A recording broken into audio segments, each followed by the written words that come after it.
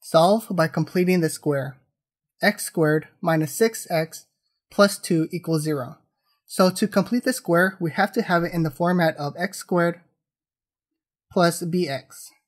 And the reason for this is so we can add b over 2 squared to both sides.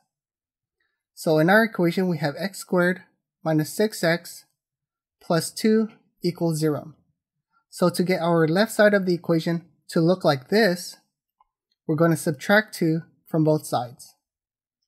So now what we have is x squared minus 6x equals negative 2.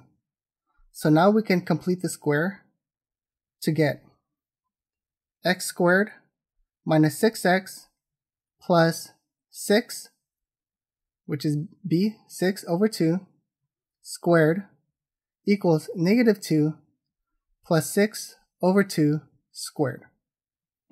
So now we have x squared minus 6x plus 6 divided by 2 is 3 squared equals negative 2 plus 6 divided by 2 is 3 squared.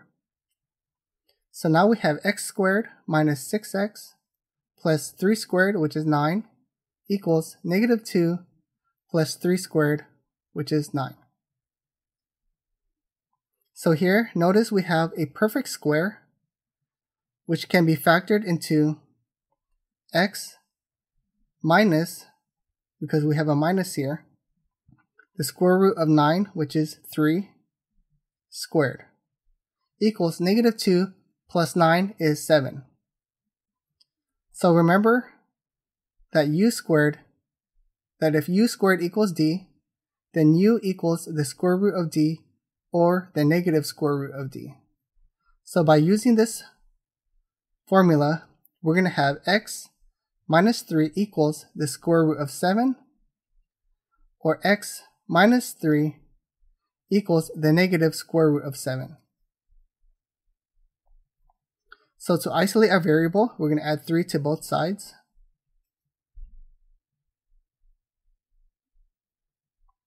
So when we do that, we get x equals 3 plus the square root of 7, or 3 minus the square root of 7. And that's our answer.